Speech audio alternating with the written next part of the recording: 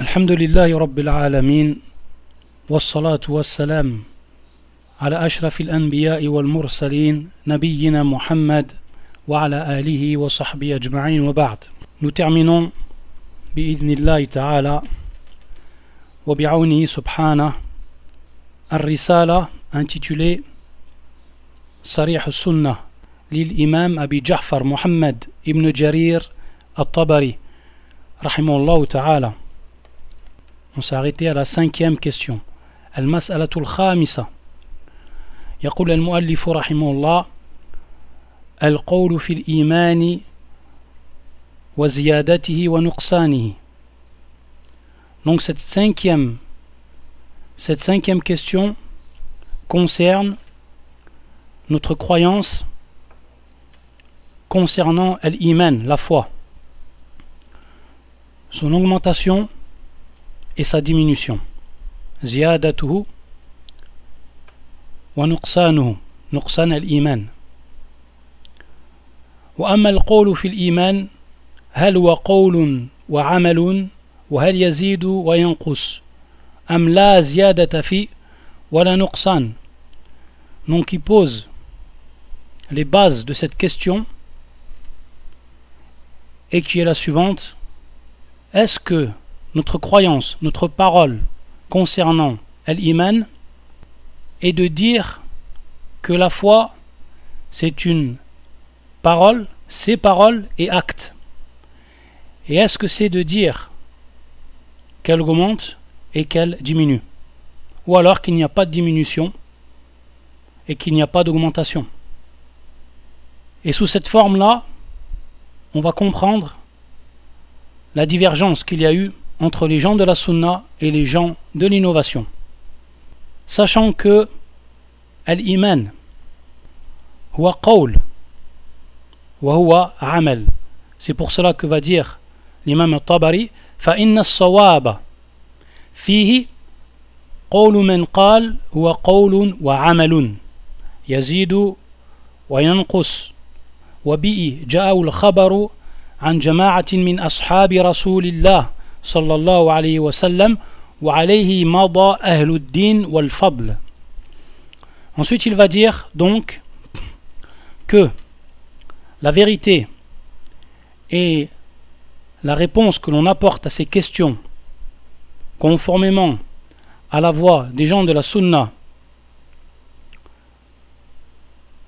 et que la foi c'est qawl wa amal.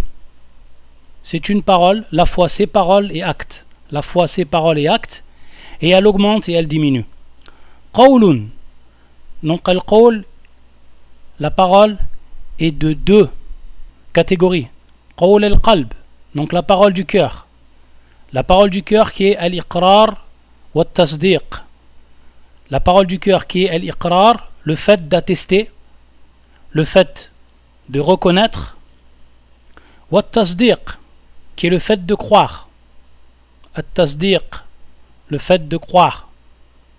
Et la deuxième catégorie, c'est qawl al-lisan, la parole de la langue, et qui est an-nutq, qui est le fait de prononcer. Prononcer ash-shahada, la ilaha illallah, Muhammadun Rasulullah, le fait de prononcer la shahada ou shahadatain. Donc ça, c'est les deux types de paroles. Wa amal, et la foi est également amal, est également acte. Et l'acte, il y a l'acte du cœur, amalul qalb, qui est représenté par al-niya, l'intention, al-ikhlas, al-mahabba, l'amour, al-sidq, la sincérité, etc. Tout ça, ça rentre dans a'mal al-qulub, et ça rentre donc dans la foi. Et le deuxième type, ou la deuxième catégorie, amalul jawarih, comme as-salat, as-siyam, al-amr bil ma'ruf wa nahy 'anil munkar, etc. Tout ça, ça rentre dans les actes des membres du corps, al-jawarih. L'imam, ensuite, pour se référer et pour apporter les preuves, il s'est basé sur la parole des sahaba et des gens de droiture de la religion. Ici, il a résumé. Mais comme l'ont dit les savants, kana aoula il était meilleur de rapporter des preuves, d'abord du Coran, de la Sunna, et ensuite les paroles des Sahaba. Et les versets qui prouvent cela sont nombreux, et on va en citer un. Également, après avoir dit wa qawl wa amal yazid wa yanqus, donc la foi auprès des gens de la Sunna, yazid wa yanqus, elle augmente et elle diminue. Elle augmente et elle diminue. Parmi les versets connus que l'on cite ici, wa qawlullahi ta'ala innamal mu'minuna alladhina idha dhukira Allah wajilat qulubuhum wa idha tuliyat alayhim ayatuhu zadatuhum imanan wa ala rabbihim yatawakkalun. Les vrais croyants sont ceux dont les cœurs frémissent quand on mentionne Allah. Et quand ces versets leur sont récités, cela fait augmenter leur foi. Cela fait augmenter leur foi. Zadatuhum imana. Et ils placent leur confiance en leur Seigneur. Alladhina yuqimuna as-salata wa mimma razaqnahum yunfiqun. Ceux qui accomplissent la salat, la prière, la salat, et qui dépensent de ce que nous leur avons attribué. Donc ici, ce verset est la preuve, ou ces versets sont la preuve que la foi repose sur les paroles, les actes du cœur, les actes de al-jawarih, et également que la foi elle augmente. Zadathum imana. Donc les versets, ils sont nombreux, sont plus que clairs dans cette question-là. Également dans la sunna, ou dans le hadith qui est connu de tous, authentique, où le prophète sallallahu alayhi wa sallam, lorsqu'il a mentionné al-iman, قال الإيمان صلى الله عليه وسلم قال الإيمان بضع وسبعون شعبة. Donc la foi بضع وسبعون شعبة. بضع pour désigner un nombre qui va de 3 à 9. Et comme l'imam al-Bayhaqi dans son livre Shu'ab al-Iman, il a suivi et il a analysé toutes ces branches, donc Shu'ba, la branche, ou Shu'ab, les branches de l'Iman, et il en a trouvé 79. Il en a trouvé 79. Donc l'Imanu bid'un wa sab'una shu'ba, fa'a'laha أو أفضلها فأفضلها على حسب الروايات فأفضلها أو فأعلاها قول لا إله إلا الله. Donc la meilleure de ces branches de la foi, la parole la ilaha illallah. Wa adnaha, et la plus basse ou la plus faible, imatatul adha anit tariq. Donc enlever ce qui gêne le passage. Wal haya'u shu'batun min al-iman. Al-haya'u, donc la pudeur est une des branches de l'iman. Est une des branches de l'iman. Al-haya'u ici c'est amal qalbiya. Amal al-qalb. Donc c'est un acte du cœur, al-haya. Donc ça c'est le Coran et la Sunna. Ensuite le shir, il a rapporté un athar avec sa chaîne de transmission, et qui est un athar sahih, qui est rapporté par al-Ajurri في الشريعة والبيهقي في شعب الإيمان, et qui est la parole de Umayr ibn Habib رضي الله تعالى عنه قال الإيمان يزيد وينقص, qui a dit الإيمان يزيد وينقص. Et donc ceci c'est la preuve que c'était la parole et la croyance répandue chez as-sahaba, chez les compagnons. الإيمان يزيد وينقص, la foi augmente et diminue. فقيل وما زيادته وما نقصانه, et on lui a demandé وما زيادته وما نقصانه, et quelle est son augmentation et quelle est sa diminution. فقال إذا ذكرنا الله فحمدناه وسبحناه فذلك زيادته وإذا غفلنا وضيعنا ونسينا فذلك نقصانه. Donc il a dit, lorsqu'on se rappelle Allah qu'on éloge Allah subhanahu wa ta'ala, tout ceci rentre dans az-ziyada. In'am, lorsque la personne elle se rappelle Allah, elle éloge Allah, elle fait du dhikr, cela l'aide donc à augmenter sa foi. Wa idha ghafalna wa dayya'na wa nasina, et lorsque la personne elle oublie, elle est dans la distraction, alors à ce moment-là, elle est dans un état de diminution de la foi. Donc ici, il a donné un exemple, Umayr ibn Habib, de l'augmentation et de la diminution.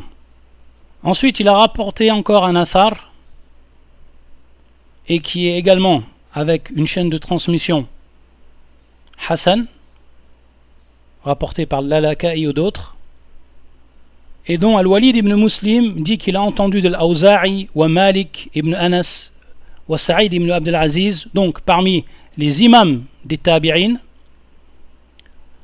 rahimahumullah, yunkiruna qawla man yaqul, donc ils rejetaient, ils désapprouvaient la parole de celui qui disait innal imana iqrarun bila amal wa yaqulun la imana illa bi amalin wa la amala illa bi iman.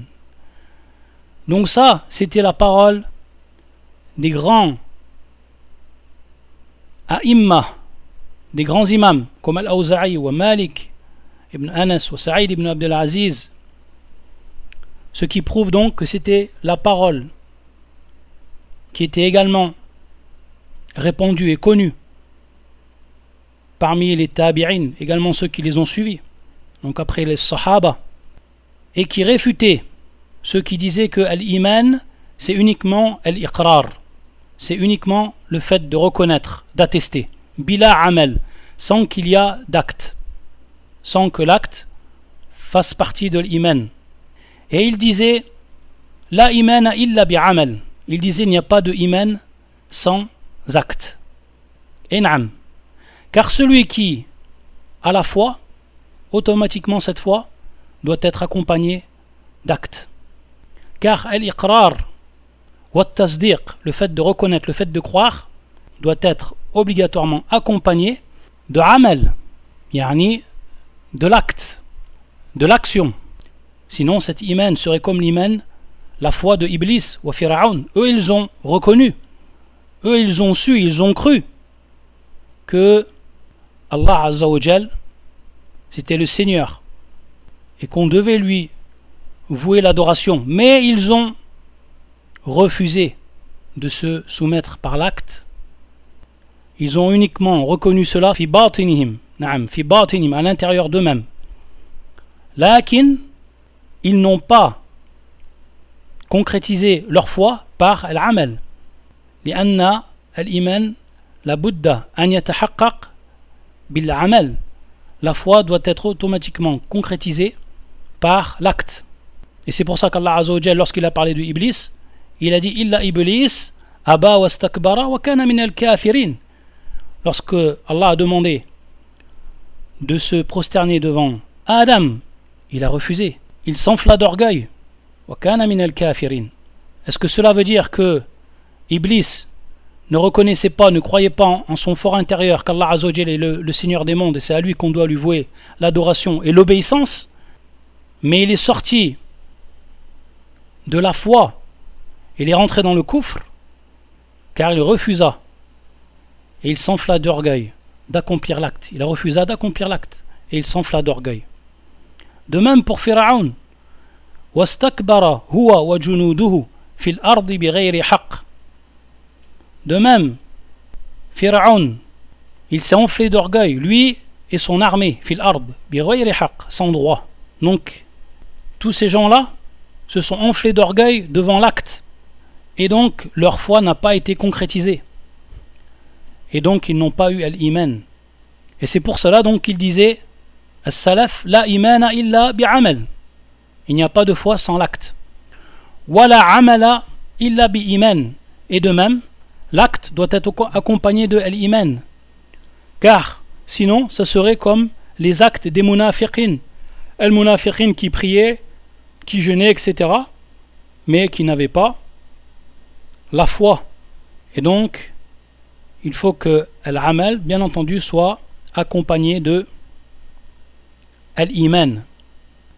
Et celui qui dit inna al-imana iqrar bila amal, il est tombé dans la parole des murji'a, firqat al-murji'a, ceux qui ont fait sortir al-amal de la foi, ceux qui ont dit que la foi n'augmentait pas et ne baissait pas et ne diminuait pas.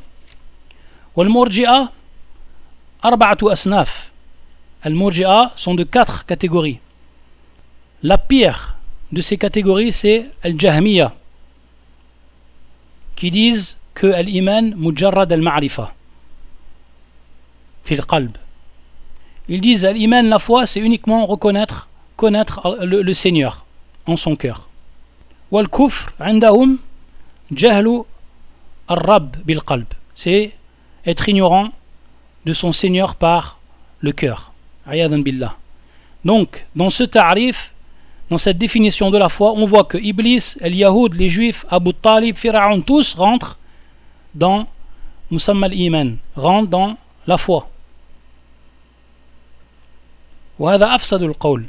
Ça, c'est la pire des paroles dans la définition de la foi. Et même les savants ont dit, de par cette définition, Al-Jahm ibn Safwan, qui est l'auteur donc de cette parole, et d'où Al-Firqat al-Jahmiya, de par donc sa définition, il est lui-même un kafir, car c'est le plus ignorant de son Seigneur. Lorsqu'il a dit Al-Kufr, Jahlun, ou Jahrul Rabb bil Qalb, celui qui ignore son Seigneur avec le cœur. La deuxième catégorie, Al-Karramiya, qui disent que Al-Iman c'est un natq bil lisan, c'est uniquement la prononciation avec la parole. Walau kana mukadhiban bi qalbihi, et même si il ne reconnaît pas avec son cœur, ou alors yukadhib bi qalbihi. Pour eux donc, celui qui prononce avec al-lisan al-natq, donc al-shahada, celui-là, il est rentré dans la foi. Et même s'il ne croit pas de par son cœur. Et donc ici on voit l'ampleur de la contradiction dans cette définition.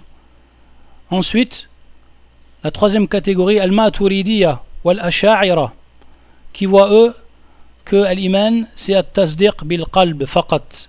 C'est donc croire avec le cœur. Tasdiq, yusaddiq, c'est-à-dire croire, reconnaître avec le cœur. Et ensuite, la quatrième catégorie, c'est Murji'a al-Fuqaha, qui disent donc que la foi c'est al-Iqrar bil-lisan wa at-tasdiq bil-qalb. Donc reconnaître avec la langue et croire avec le cœur. Et même certains parmi eux, ils voient que al-Iqrar bil-lisan wa ruknun zaid. C'est un pilier qui est en plus. Et عندهم الأعمال مطلوبة. Chez eux, les actes sont demandés, mais ils ne rentrent pas dans Musamma al-Iman. Ils ne rentrent pas dans al-Iman. Et le premier à avoir dit ça, c'est Hammad ibn Abi Sulayman, qui est le shir de Abi Hanifa. Et Abu Hanifa, il était rapporté de lui 2 riwayat, yani riwayatan.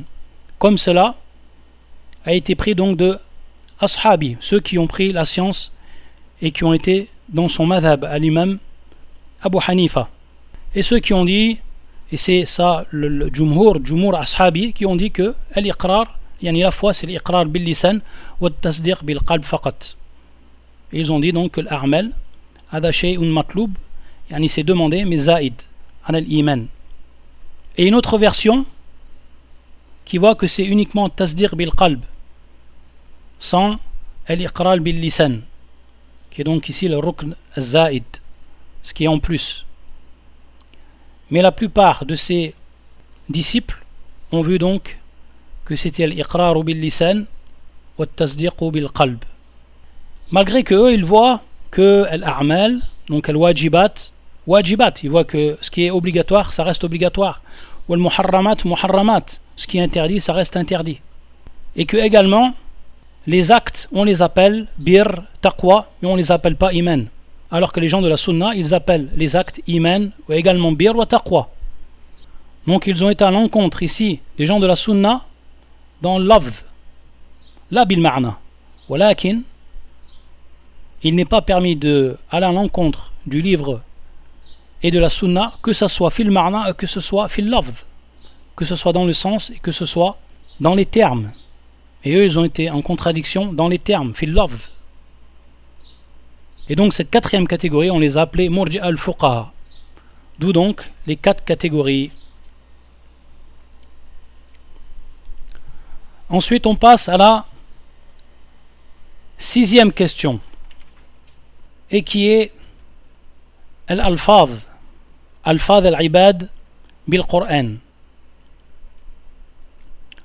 Il va dire l'imam al-Tabari rahimahullah: wa amma al-qawlu في ألفاظ العباد بالقرآن فلا أثر فيه نعلمه عن صحابي مضى ولا تابعي قفا إلا عمن في قول الغنى والشفا رحمة الله عليه ورضوانه وفي اتباعه الرشد والهدى ومن يقوم قول لدينا مقام قول الأئمة الأولى أبي عبد الله أحمد بن محمد بن حنبل رضي الله عنه. Donc ici, une question qui est relative à al-fadhul ibad bil-Qur'an, c'est-à-dire les paroles des créatures concernant le Qur'an. Donc al-fadh, qui est le pluriel de lafz, et qui est la parole, qui est le terme qui sort de la bouche de la personne lorsqu'il parle. On dit ça al-fadh, on dit ça al-lafz, ce qu'on prononce. Tout cela donc, c'est al-fadh. Donc al-fadh, ou al-fadh ou al-ibad bil-Qur'an, c'est-à-dire lorsque la personne elle récite le Qur'an, ce qu'elle prononce, ce qui sort de sa bouche, telle est la question. C'est-à-dire, est-ce que c'est créé ou incréé? Makhlouq amla. Il dit l'imam al-Tabari qu'il n'y a pas de athar, que rien n'a été hérité sur cette question-là, que l'on connaît ou que l'on connaîtrait d'un sahabi ou alors d'un tabi'i qui nous ont précédés, sauf une parole, et dans cette parole-là il y a al-ghana qui est la suffisance, c'est-à-dire al-kifaya. On se suffit de cette parole-là, rahmatullah alayhi wa ridwanuhu, c'est-à-dire qu'il invoque ici pour cette personne-là, wa fi ittiba'i ar-rushd wal huda, et dans le fait de le suivre, il y a où l'on trouve la guidance, et sa parole nous suffit. Et cet homme-là, c'est l'imam Ahmed ibn Muhammad ibn Hanbal. C'est la parole qui a été héritée de lui, et que ici on va citer, qui nous suffit. Donc c'est le sens ici de la parole de l'imam al-Tabari. فإن أبا إسماعيل الترمذي حدثني قال سمعت أبا عبد الله أحمد بن حنبل يقول اللفظية جهمية لقول الله جل اسمه حتى يسمع كلام الله فممن يسمع. Donc l'imam Ahmad ici, comme cela a été rapporté de Abu Ismail al-Tirmidhi, qui rapporte donc de l'imam Ahmed, qui a dit al-lafziya. Donc ma'na ici al-lafziya, lafzi bil-Qur'an, lafzi yani bil-Qur'an, lorsque je prononce le Qur'an, ce qui sort donc de notre bouche lorsqu'on récite le Qur'an. Il dit donc al-lafziya jahmiya, al-lafziya jahmiya. المقصود ici al-lafziya, c'est le fait de dire lafzi min al-Qur'an makhlouq, lafzi min al-Qur'an makhlouq, comme cela. Donc de dire donc ma parole lorsque je récite le Coran, min al-Qur'an, donc lorsque je récite le Coran, est créé, makhlouq. Il a dit al-lafziya, l'imam Ahmed, jahmiya. Ça c'est la parole des jahmiya, donc ceux qui disent que le Coran il est makhlouq, comme on l'a vu auparavant, et on voit bien ici la différence. On voit la différence ici. Dans la première question, on parlait de le Coran. Est-ce que le Coran il est makhlouq ou ghayru makhlouq? Mais on avait vu la vérité et la parole des gens de la Sunna, que le Coran ghayru makhlouq est incréé, le Coran est incréé. Ici on parle des paroles des créatures lorsqu'ils récitent le Coran, la prononciation du Coran. Et donc ceux qui vont dire ici de manière générale al-lafziya, jahmiya, al-lafziya, ou celui qui dit ici al-lafziya, jahmiya. Pourquoi? Parce que l'imam Ahmed il a dit liqawlillahi jalla ismuhu hatta yasma'a kalam Allah, jusqu'à qu'il écoute la parole d'Allah. Donc dans le verset qu'on avait vu précédemment, jusqu'à qu'il écoute la parole d'Allah. Donc on avait vu que la parole ici, al-kalam, c'était annexé à Allah subhanahu wa ta'ala, et c'était donc son sifa, c'était donc son attribut, comme on l'a expliqué précédemment. Donc il a dit l'imam Ahmed, famimman yasma', de qui il va écouter la parole d'Allah? Il écoute donc le Coran de celui qui récite. C'est pour ça donc que l'imam Ahmed il a dit al-lafziya jahmiya. Ensuite il rapporte un autre athar de l'imam Ahmed et il dit thumma sami'tu jama'atu min ashabina la ahfadhu asma'ahum yadhkuruna anhu. Ensuite donc il a entendu plusieurs parmi les disciples de l'imam Ahmed, et dont il ne se rappelle plus les noms, mais plusieurs qui ont entendu de l'imam Ahmed annahu kana yaqul man qala lafzi bil Qur'an, c'est-à-dire ma prononciation du Qur'an makhlouq fa huwa jahmi. Lorsqu'il dit donc que lafzi bil Qur'an makhlouq, c'est-à-dire est créé, alors c'est un jahmi. Wa man qala huwa ghayru makhlouq, et celui qui dit que c'est incréé, fa huwa mubtadi'. Fa huwa mubtadi'. Donc ici deux cas de figure. Soit celui qui dit lafzi, c'est-à-dire ma parole lorsque je récite le Coran est makhlouq, il dit fawa jahmi, lafzi bil Coran makhlouq, fawa jahmi, lafzi bil Coran makhlouq, fawa jahmi. Et celui qui dit wa ghayru makhlouq, yani lafzi bil Coran ghayru makhlouq, fawa mubtadi', alors c'est un innovateur. Pourquoi? Parce que ceux qui ont précédé parmi les sahaba et ceux qui sont venus après eux, ils n'ont pas parlé de cette question-là. Ils n'ont pas été dire lafzi bil Qur'an makhlouq, où ils ont dit ghayru makhlouq. Donc celui qui dit ghayru makhlouq fa huwa mubtadi', c'est un innovateur, car il dit une parole qui n'existait pas auparavant. Bien entendu, l'imam Ahmed ici, il ferme la porte à cela. Il ferme la porte à cela. Car lorsqu'on parle de notre récitation, hada muhtamal.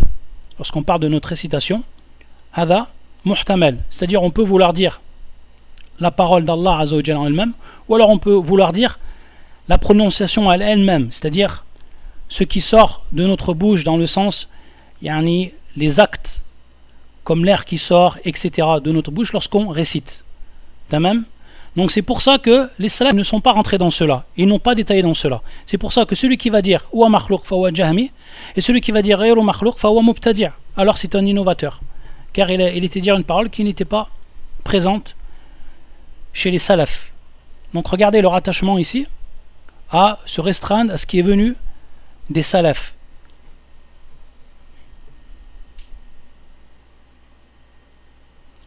Et ensuite l'imam al-Tabari dit ولا قول في ذلك عندنا يجوز أن نقوله غير قوله, يعني il n'est pas permis auprès de nous qu'on va dire une parole autre que celle de la parole de l'imam Ahmed ici, qui a été cette parole de l'imam Ahmed qui était connue dans cette question-là et dont les gens l'ont pris comme référence. Et ensuite il va dire qu'on n'a pas d'imam à part l'imam Ahmed, on n'a pas un imam qui est venu parler sur cette question-là et qui a détaillé, ou qui est rentré dans les détails. Donc, naktafi bima qala l'imam Ahmed dans cette question-là. Celui qui dit lafzi bil Qur'an makhlouq fa huwa jahmi, et celui qui dit ghayru makhlouq fa huwa mubtadi', innovateur. Donc ici, pour résumer et pour être très clair, celui qui va dire lafzi bil Qur'an makhlouq fa huwa jahmi, car on peut vouloir dire par lafzi bil Qur'an, soit al-malfouz, donc ce qui est prononcé, et qui est donc le Qur'an, et si on dit ce qui est prononcé, qui est donc le Qur'an, on dit makhlouq, alors c'est la croyance des Jahmiya, comme on l'a vu auparavant. Et si on dit il est ghayru makhlouq, si on dit il est ghayru makhlouq, et qu'on a voulu par là saut al-qari, donc la voix du récitateur, les mouvements de sa langue, etc. On dit ghayru makhlouq, fawa mubtadi'. Pourquoi? Parce que les salafs, ils ne sont pas rentrés dans cela. Ils n'ont pas été dans les détails de cela. Donc pourquoi on va dire quelque chose qui n'a pas été dit par les salafs, et que en ouvrant cette porte on peut apporter des ambiguïtés, etc. Donc l'imam Ahmed, comme l'ont fait les salafs, il a fermé la porte ici. Donc il a dit celui qui dit ghayru makhlouq fawa mubtadi'. Donc de façon générale, lafzi bil Qur'an makhlouq fawa jahmi wa ghayru makhlouq fawa mubtadi'. Et il s'en est tenu à cela, l'imam At-Tabari. Ensuite, on va venir à la dernière question. Al-mas'alatu as-sabi'a. Al-mas'alatu as-sabi'a. La 7e question. Et qui est la suivante. يقول المؤلف رحمه الله وأما القول في الاسم أهو المسمى أم غير المسمى فإنه من الحماقات الحادثة التي لا أثر فيها فيتبع ولا قول من إمام فيستمع فالخوض فيه شين والصمت عنه زين. Donc ici cette question là c'est la question de al-ism wal-musamma. Est-ce que le nom est la même chose de celui qui est désigné par ce nom ou alors autre chose? Bien entendu, on va expliquer ce qui est voulu par là. Il dit le shir, il dit l'imam At-Tabari, rahimahullah, ça fait partie des imbécilités, des idioties qui sont venues de notre temps.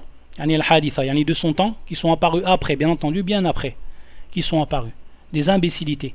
Car il n'y a aucun athar, que ce soit un sahaba, que l'on suivrait, ou alors la parole d'un imam, parmi les tabi'in, ceux qu'ils ont suivis, etc., dont on écouterait. Donc c'est pour ça qu'il dit, rentrer dans cette question-là, c'est un mal. Et se taire sur cette question-là, c'est un bien. Bien entendu, pourquoi il rappelle cela? Car les gens d'innovation, ils sont rentrés dans cette question-là, et ils ont apporté donc leur shubuhat. Et ils ont emporté des gens dans leur dalal avec ces questions. Na'udhu billah. Car ils veulent par là, amrun fasid. Ils veulent par là détériorer la croyance des gens de la sunna, la croyance authentique, en venant par ces questions-là. Donc qu'est-ce qu'ils veulent dire par là? Lorsqu'on dit l'ism, est-ce qu'avec ce nom-là, on veut la personne qui est désignée exactement? Lorsque par exemple je dis Zayd, lorsque je dis Zayd, est-ce que c'est la personne même qui se nomme Zayd qui est désignée, ou que je veux par cela? Donc c'est cela la question. Ça c'est de manière générale. Mais eux ils sont venus avec cette question-là pour rentrer fi bab al-asma wa sifat, pour entrer dans la porte de la croyance des noms et des attributs, et plus particulièrement des noms. Wal-amr fasid qu'on a dit ici, c'est pour amener les gens à croire et à dire que les noms d'Allah Azza wa Jal, ils sont créés. Na'udhu billah. Par exemple, lorsque tu dis al-ism Allah, tu dis al-ism, le nom Allah. Si par exemple tu dis al-ism Allah, c'est un nom arabi, c'est-à-dire un nom qui est arabe, qui est pris donc de la langue arabe. Lorsque tu dis cela, tu cites ou tu désignes uniquement le nom lui-même. Et tu ne désignes pas Allah subhanahu wa ta'ala lorsque tu parles ainsi. Donc tu ne désignes pas ici al-musamma. Par contre, si tu invoques, par exemple Allah, de par ses noms, tu invoques Allah lui-même. Donc tu invoques al-musamma. Donc ici al-ism ou al-musamma. Et voilà ce qu'on comprend de cette question-là. Et c'est pour ça que l'imam Tabari, pour couper court à cela, il a rapporté le verset du Coran. Il a dit, il suffit à la personne qui récite la parole d'Allah subhanahu wa ta'ala, qui est la suivante, comme a fait surat al-Isra. قُلِ ادْعُوا اللَّهَ أو ادعوا الرحمن أيما تدعوا فله الأسماء الحسنى. Dit invoquer Allah ou invoquer le tout miséricordieux, quel que soit le nom par lequel vous l'appelez, il a les plus beaux noms. Dit invoquer Allah ou invoquer le tout miséricordieux, quel que soit le nom par lequel vous l'appelez, il a les plus bons noms. قل ادعوا الله أو ادعوا الرحمن أيما تدعوا فله الأسماء الحسنى. Donc voilà la réponse, tout simplement. Et on s'en tient à ce verset du Coran. Et on ne rentre pas dans cette question-là. Et bien entendu, les gens de la philosophie, les gens du batil, les gens de l'innovation, ils ont voulu rentrer dans cette question-là pour apporter leur shubuhat. Pour par exemple dire qu'Allah Azza wa Jal, il a créé ses noms, il s'est attribué ensuite ses noms. Ta'ala Allah an dhalik. Donc, regardez l'amr al-fasid qui est derrière cette question-là. C'est pour ça que l'imam al-Tabari ici, également, il a coupé court. Il a dit que ça fait partie des imbécilités de rentrer dans cette question. Taïb, et il a dit naktafi, on se suffit de cette parole d'Allah Azza wa Jal qui est plus que claire. Et que les noms d'Allah, c'est ce qui est désigné ici dans le Coran. Et le verset il est plus que clair. Que l'on invoque Allah ou que l'on invoque Ar-Rahman, donc par son nom Ar-Rahman, on a invoqué Allah subhanahu wa ta'ala, et il a les noms, il a l'asma al-husna. Et également la parole d'Allah Azza wa Jal, Walillah al-asma al-husna, fad'u biha. Et Allah Azza wa Jal, il a les noms husna, parfaits, les nobles noms. Alors, invoquez-le par ces noms-là. Que vous invoquez Allah Azza wa Jal par ces noms, alors vous l'invoquez lui-même subhanahu wa ta'ala. Et il dit ensuite que l'on sache وَيُعْلَمْ أو وَيَعْلَمْ أَنَّ رَبَّهُ هُوَ الَّذِي عَلَى الْعَرْشِ اسْتَوَى, que Allah subhanahu wa ta'ala ou que notre Seigneur ou que son Seigneur, donc yukhatib, celui qui dit cette parole, que son Seigneur c'est celui qui s'est établi sur istawa ala al-arsh, qui s'est établi sur son trône. Lahu ma fi samawati wa ma fi al-ard, et à lui appartient ce qui est dans les cieux et ce qui est sur la terre, wa ma baynahuma, ce qu'il y a entre les deux. Wa ma tahta ath-thara faman tajawaza dhalika faqad khaba wa khasira wa dhalla wa halak. Et celui qui va plus loin que cela et qui rentre donc dans ces questions qui sont d'ordre philosophique, alors c'est celui qui s'est égaré, qui est tombé dans la perdition. Ensuite, l'imam al-Tabari, il va rapporter des hadiths. Et il va dire avant cela, falyuballigh ash-shahid, donc celui qui a entendu ou qui a lu cette risala de l'imam al-Tabari, alors qu'il informe celui qui n'est pas au courant. Qu'il informe celui qui n'est pas au courant. falyuballigh ash-shahid minkum ayyuhan nas man ba'uda minna fana'a aw qaruba fadana anna alladhi nadinu Allah bihi في الأشياء التي ذكرناها ما بيناه لكم على وصفنا فمن روى عنا خلاف ذلك أو أضاف إلينا سوى أو نحلنا في ذلك قولا غيره فهو كاذب مفتر متخرص معتد يبوء بسخط الله وعليه غضب الله ولعنته في الدارين. طيب, ensuite l'imam al-Tabari, tout simplement, comme on l'avait vu auparavant, parce que il répondait à travers cette risala, comme on l'a vu dans l'introduction, à certaines personnes qui ont inventé des choses sur lui et qui lui ont fait dire des choses qu'il n'a pas dit. C'est pour ça donc qu'il dit que cela est la preuve de ma croyance, que j'ai écrit ici et ce que j'ai mis en apparence, ce que j'ai éclairci ici dans cette risala, c'est ce que je crois. Et c'est avec cela que j'adore Allah Azza wa Jal. C'est ma religion, c'est ma croyance. Alladhi nadinullah bihi. Et que celui qui va dire autre chose que cela, de ce que j'ai dit, qui va me faire dire autre chose de ce que j'ai dit, alors ensuite, c'est un menteur, muftarin, mu'tadin, un transgresseur, etc. Sur lui tombe la colère d'Allah Azza wa Jal, et sur lui donc la malédiction dans les deux fiddarain. Donc on voit que la dua et la parole de l'imam al-Tabari, elle est très dure concernant celui qui va inventer sur lui une parole. Et ensuite, l'imam al-Tabari, il va rapporter des hadiths, plusieurs hadiths, il en rapporte exactement 5. Parmi eux, il y a des hadiths qui sont da'if, qui sont non authentiques. C'est pour ça donc, min bab al-ikhtisar, et comme on va finir aujourd'hui la risala, on ne va pas citer les hadiths qui sont faibles, mais parmi les hadiths qu'il a cités, parmi les 5, il y a celui, bien entendu ces hadiths ils parlent de al-riba ou al-namima et de ceux qui disent sur les gens ce qu'ils n'ont pas dit. Na'udhu billah. Et parmi ce qu'il a cité, avec sa chaîne de transmission, le hadith de Anas ibn Malik,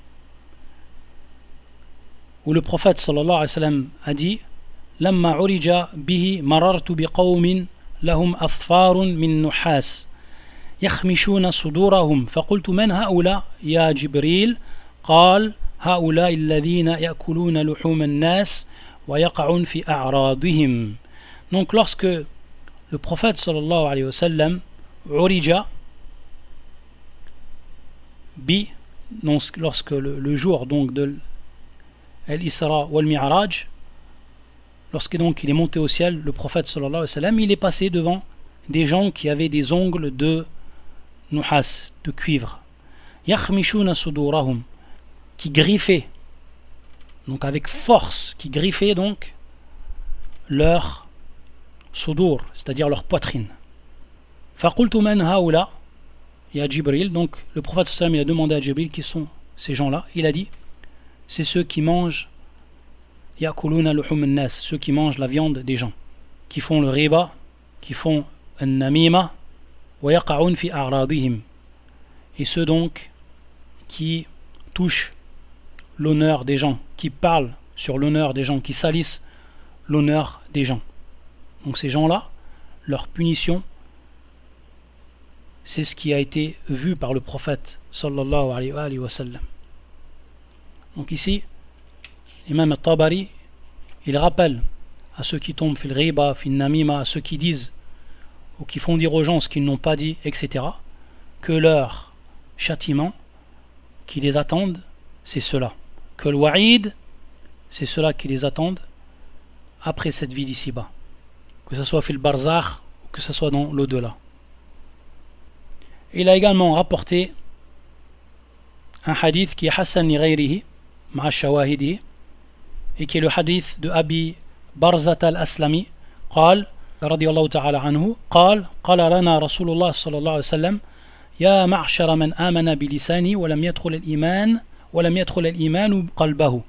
Ô vous qui avez cru avec votre langue et dont la foi n'est pas rentrée dans mon cœur, ولم يدخل الإيمان قلبه لا تغتابوا المسلمين, ne faites pas le riba sur les musulmans, لا تغتابوا المسلمين ولا تتبعوا عوراتهم, et ne suivez pas donc ce que eux ils ont caché. فإنه من اتبع عوراتهم تتبع الله عورته, et celui donc qui va essayer de découvrir et de suivre ce qui est caché, donc marna al-awra ici, ce qui advient de la personne comme péché, comme mukhalafat, mais qu'il le fait en se cachant, qui ne montre pas aux gens. Et celui donc qui essaie de découvrir, qui essaie de chercher, alors Allah Azza wa Jal fera de même avec cette personne. Yani huna al-jaza min jins al-amal, al-jaza min jins al-amal. وَمَنْ تَتَبَّعَ اللَّهَ عَوْرَتَهُ يَفْضَحَهُ فِي بَيْتِهِ. Et celui dont Allah Azza wa Jal va suivre ses péchés, alors il va le montrer à tout le monde, alors qu'il se trouve dans sa maison, c'est-à-dire qu'il fait son péché à l'intérieur de sa maison caché. Allah Azza wa Jal il va montrer aux gens, il va faire découvrir ce que cette personne fait malgré qu'il s'est caché. Si lui il fait pareil bien entendu avec les gens. Donc ça, l'imam al-Tabari il a rapporté ces hadiths, les autres hadiths également, il a rapporté une des versions, mais une version qui est faible par rapport à ceux qui sont châtiés dans leur tombe, et dont la version authentique est présente près de l'imam Muslim, min hadith ibn Abbas, comme celui dont le prophète, ou les deux dont le prophète sallam est passé devant leur tombe, et il a ensuite expliqué pourquoi, ou les causes de leur adab, et parmi eux celui qui marchait kana yani yamshi bin namima, celui qui faisait namima, et dans d'autres versions celui qui faisait al-riba. Donc hada min bab al-wa'id et un rappel pour nous tous. Wallah al-musta'an. Donc on a terminé avec le dernier hadith qu'on a cité, cette risala de l'imam al-Tabari, rahmatullah alayh, et c'est pour ça qu'il dit akhirul kitab walhamdulillahi wahda. Akhirul kitab walhamdulillahi wahda. On finit donc par l'éloge d'Allah subhanahu wa ta'ala. Alhamdulillah alladhi waffaqana li itmam hadha الشرح المبسط لكتاب الإمام الطبري حمدا كثيرا سبحانك اللهم بحمدك أشهد أن لا إله إلا أنت أستغفرك وأتوب إليك اللهم صل وسلم وبارك على نبينا محمد وعلى آله وصحبه أجمعين.